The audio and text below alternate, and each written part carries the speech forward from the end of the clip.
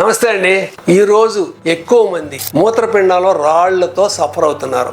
కారణాలు అంతుపట్టకుండా ఉన్నాయి. పొల్యూషన్ వల్ల కావచ్చు, తీసుకునే ఆహార పదార్థాలు కావచ్చు, తన యొక్క మూత్రపిండాలకి రకరకాల ఔషధ సేవన వలన కూడా రావడానికి అవకాశం ఉంది. డెఫిషియన్సీస్ వల్ల కావచ్చు, కాల్షియం ఆక్సలేట్ క్రిస్టల్స్ అని వాటి వల్ల మూత్రపిండాల్లో రాళ్లు ఫామ్ అవుతున్నారు. అది ఎక్కడ ఏ భాగంలో ఉందో దాన్ని బట్టి, ఆ ఉధృతాన్ని బట్టి, సైజుని బట్టి కూడా చికిత్స ఆధారపడి ఉంటుంది. సహజంగా చాలా ప్రయోగాలు ఆయుర్వేద శాస్త్రంలో చెప్పబడింది. దానిలో నేను ఒక ప్రయోగాన్ని మీకు చెప్తాను, వాడండి, తప్పకుండా ఫలితాలు పొందండి, ఆరోగ్యంగా జీవించండి. గోరింటాకు 6 గ్రాములు తీసుకోండి, 500 ml నీళ్ళల్లో వేసి బాగా మరిగించండి. అది ఒక 200 ml అయ్యేదాకా తీసుకుని దాన్ని గోరువెచ్చగా ఉండంగా తాగండి. ఇది ప్రతినిత్యము కొంతకాలం పాటు తాగితే మూత్రపిండంలో ఉన్నటువంటి రాళ్లు కరిగి సైజు తగ్గి బయటకు వెళ్ళటానికి అవకాశం ఉంది. దీంతో పాటు కొన్ని తినకూడని పదార్థాలు తినపాకండి. అది పాలకూర, టమాటో, కాల్షియం సంబంధించినటువంటి కొన్ని ఆకుకూరలు ఇవి తీసుకోకుండా